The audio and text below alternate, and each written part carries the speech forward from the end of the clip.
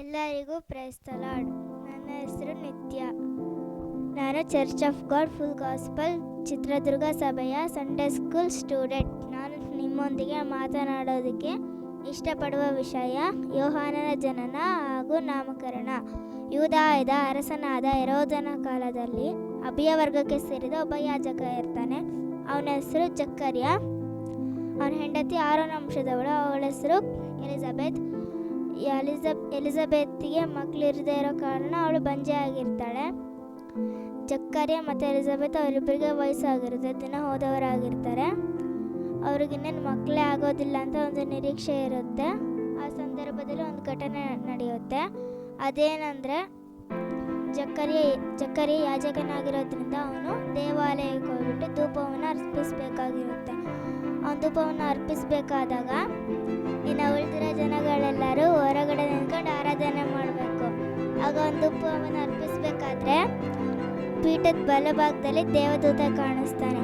ಆಗ ಅದನ್ನು ನೋಡಿಬಿಟ್ಟು ಜಕ್ಕರ್ಯ ಭಯಪಡ್ತಾನೆ. ಆಗ ದೇವದೂತ ಹೇಳ್ತಾನೆ, ಜಕ್ಕರ್ಯ ಭಯಪಡಬೇಡ, ನಿನ್ನ ವಿಜ್ಞಾಪನೆಗಳು ದೇವರಿಗೆ ಮುಟ್ಟಿದವು. ನಿನ್ನ ಹೆಂಡತಿಯಾದ ಎಲಿಜಬೆತಳು ಒಬ್ಬ ಮಗನನ್ನು ಹೇರುವಳು.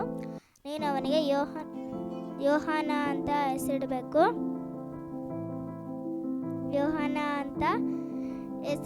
ಅಂತ ಹೇಳಿದಾಗ ಮತ್ತೆ ಆ ಮಗ ಹುಟ್ಟಿದ್ದಕ್ಕೆ ಎಷ್ಟೋ ಜನ ಸಂತೋಷ ಪಡ್ತಾರೆ. ನಿನಗೆ ತುಂಬ ಸಂತೋಷ ಆಗುತ್ತೆ.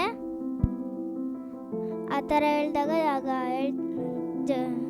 ಜಕ್ಕರ್ಯ ಹೇಳ್ತಾನೆ, ನನಗೆ ನನ್ನ ಹೆಂಡತಿಗೆ ವಯಸ್ಸಾಗಿದೆ, ನಾನು ಇದನ್ನು ಹೇಗೆ ನಂಬಲಿ, ಇದು ಹೇಗೆ ನಡೆಯುತ್ತೆ, ಇದು ಹೇಗೆ ಸಾಧ್ಯ ಅಂತ ಹೇಳಿದಾಗ ದೇವದೂತ ಹೇಳ್ತಾನೆ, ನಾನು ದೇವರ ಸನ್ನಿಧಾನದಲ್ಲಿ ನಿಲ್ಲುವ ಗಬ್ರಿಯೇಲ್ ದೇವದೂತ.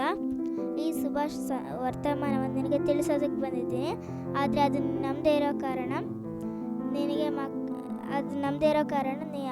ನಿನ್ನ ಮಗ ಹುಟ್ಟಿ ನೀನು ಅವನಿಗೆ ಯೋಹಾನ ಅಂತ ಹೆಸರಿಡೋವರೆಗೂ ನಿನಗೆ ಮಾತಾಡೋಕ್ಕೆ ಬರದೆ ಮೂಕನಾಗಿರ್ತೀಯ ಅಂತ.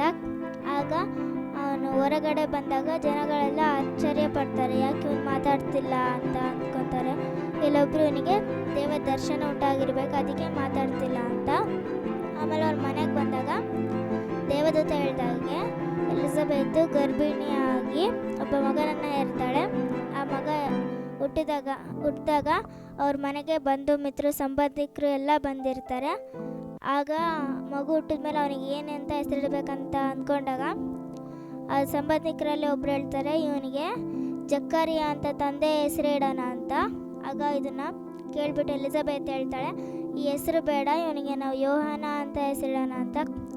ಆಗ ಅವ್ರ ಸಂಬಂಧಿಕರು ಹೇಳ್ತಾರೆ, ನಮ್ಮ ಸಂಬಂಧಿಕರಲ್ಲಿ ಈ ಥರ ಹೆಸರವ್ರು ಯಾರೂ ಇಲ್ಲ, ಅದಕ್ಕೆ ಈ ಹೆಸರು ಬೇಡ ಅಂತ ಹೇಳಿದಾಗ ಅವ್ರ ತಂದೆನೇ ಕೇಳೋಣ ಅಂತ ಅವನಿಗೆ ಜಕ್ಕರ್ಯಂಗೆ ಅಲ್ಲಿಗೆ ಮತ್ತೆ ಬರೆಯೋದಕ್ಕೆ ಕೊಟ್ಟು ಹೇಳ್ತಾರೆ. ಆಗ ಜಕ್ಕರ್ಯ ಬರೀತಾನೆ ಅದರಲ್ಲಿ ಯೋಹಾನ ಅಂತ. ಆಗ ಅವನಿಗೆ ಮಾತನಾಡೋಕ್ಕೆ ಬರುತ್ತೆ.